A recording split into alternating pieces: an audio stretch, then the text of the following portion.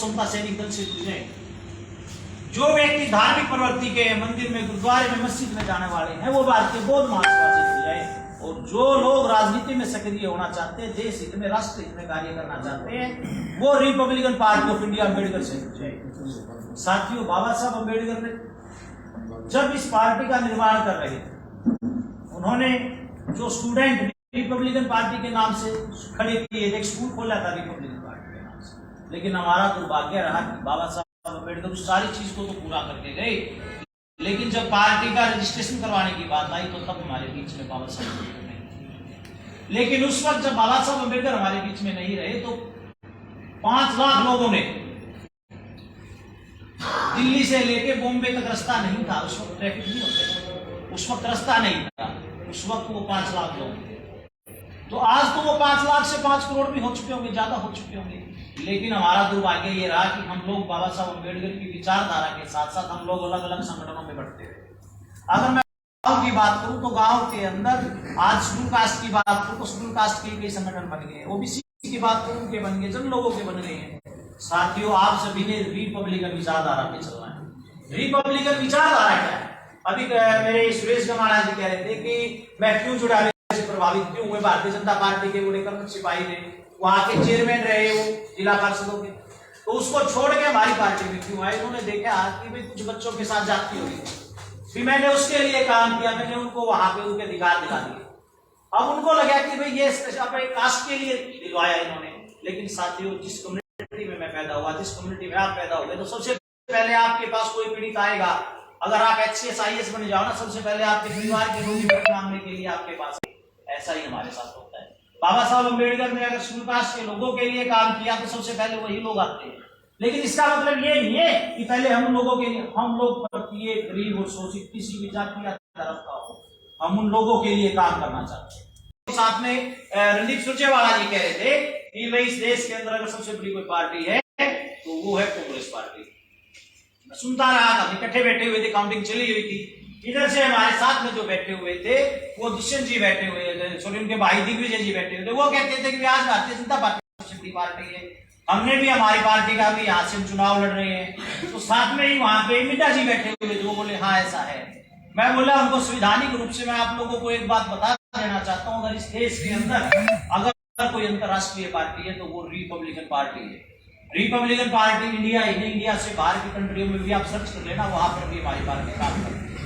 और साथियों, साथ में एक विशेष बात मैंने उनको जो कही कि रणदीप सिंह सुरजेवाला जी, जो आप बात कर रहे हैं ना, इस लायक बोलने के लायक भी आपको हमारी पार्टी ने बनाया, क्योंकि आपके पिताजी ने भी नरवाना से 1967 में शमशेर सिंह सुरजेवाला ने हमारी पार्टी से चुनाव लड़ा था। आप लोग की जनरल सीट थी, हमने आपको टिकट दी थी और आप लोग जीत के आए थे वहां से। अगर आपके पिता ही ना बनते तो आज आप यहाँ बैठ नहीं सकते। रणदीप सिंह सुरजेवाला के पिता भी इस पार्टी से बन के आए।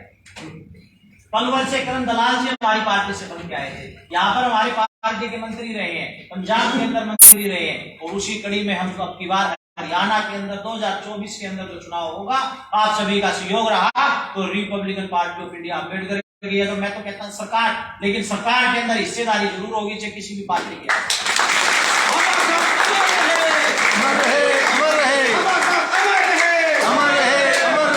और वो लास्ट व्यक्ति, वो उस छोर में जो बैठा हुआ जिसको उस चीज की जरूरत है, ये वादा रहा है कि इन सभी संतों के आशीर्वाद से, आप लोगों के आशीर्वाद से उस जरूरतमंद व्यक्ति को उस चीज को उपलब्ध करवाने का काम रिपब्लिकन पार्टी और रिपब्लिकन पार्टी के कार्यकर्ता करेंगे। साथियों, हमारा भी राष्ट्रीय अधिवेशन था महाराष्ट्र के अंदर, हमारे कुछ साथी वहां गए थे। हमारे बीच में सलीम आया हुआ, अल्पसंख्यक समुदाय से है, गांव घासेड़ा जो नू के अंदर पड़ता है। वहां पर क्या था कि जब पाकिस्तान अलग हुआ, भारत से अलग हुआ, तो उस वक्त मुस्लिम लोग सभी के सभी जा रहे थे वहां पे। तो वहां पे उस गांव के अंदर गांधी जी पहुंचे थे और गांधी जी ने कहा था कि आप लोग इस देश के अंदर सुरक्षित हैं और आप लोग यहीं पर रुको।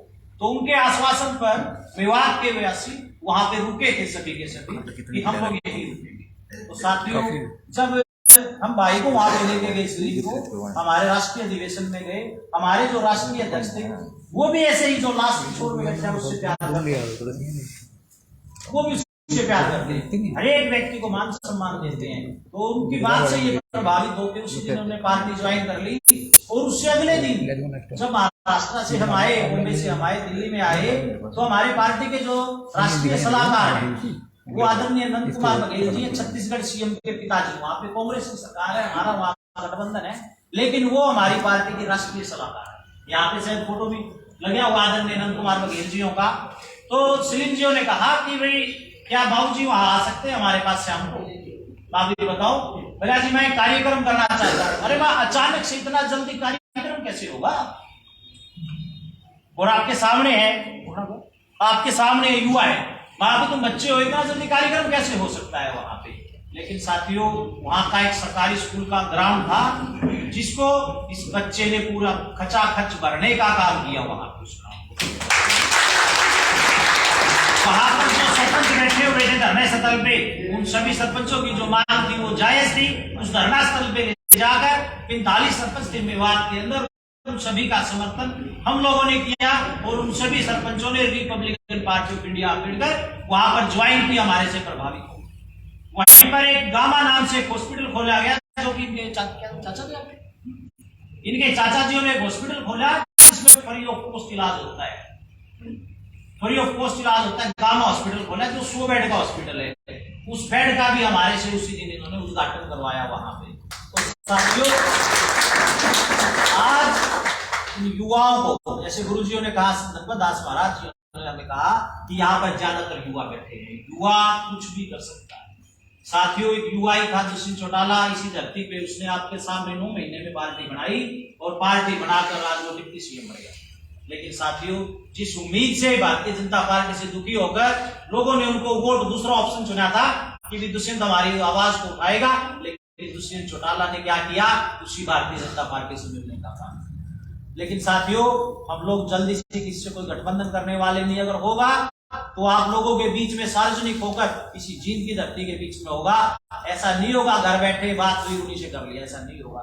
हम लास्ट में उस व्यक्ति से भी पूछेंगे कि आप बताइए हम क्या करना चाहते हैं। हम आज आपसे पूछते हैं, 1.5 साल चुनाव के बाकी है, 90 की 90 विधानसभाएं हैं, फिर जिसको टिकट चाहिए ना, आज हमारे संत महाराज जी बैठे, इनकी कृपा से आज ही आप टिकट हमारे 90 की 90 ले लीजिए। आपको कोई पैसा नहीं, कोई फंड नहीं, ऐसी कैसी आपको टिकट मिलेगी। और कोई पार्टी होगी वो पार्टी क्या रहेगी आपको कि भाई आप काम करो, आपको क्या करना है काम करते रहे।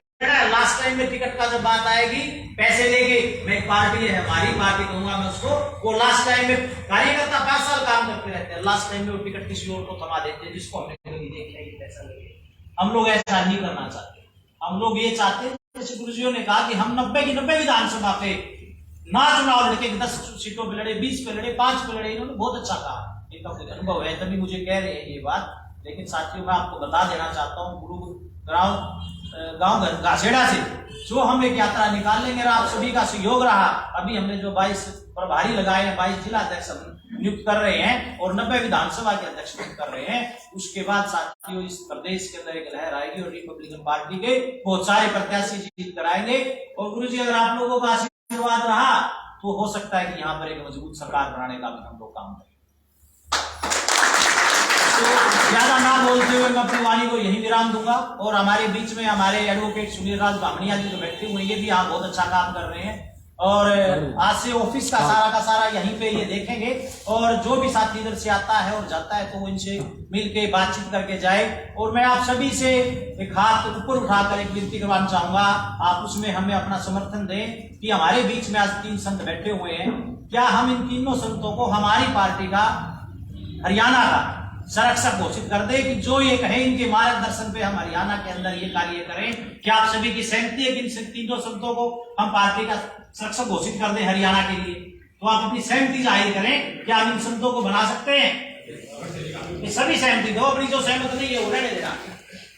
सभी की सहमति है तो हम जो भी कुछ करेंगे संतों के आशीर्वाद से करेंगे, सभी संतों को साथ लेके चलेंगे। और जैसे बताया था कि ये भारत गणतंत्र देश है, सभी को अपनी बात रखने का अधिकार। अगर कोई बात किसी भाई को अगर यहाँ पे बोलनी है तो चाहे लास्ट का है या पहला है, अगर कोई अपनी बात रखना चाहता तो अपना एक बार नाम भी लिखवा दे। और तब तक मैं एक बार फूल माला डलवा कर हमारे आदरणीय रिंकू जियो को कहूंगा, जो हमारे प्रदेश के लीगल सेल के अध्यक्ष हैं, एडवोकेट शिवार जी हैं, सुनील जी हैं, फूल माला डालकर संतो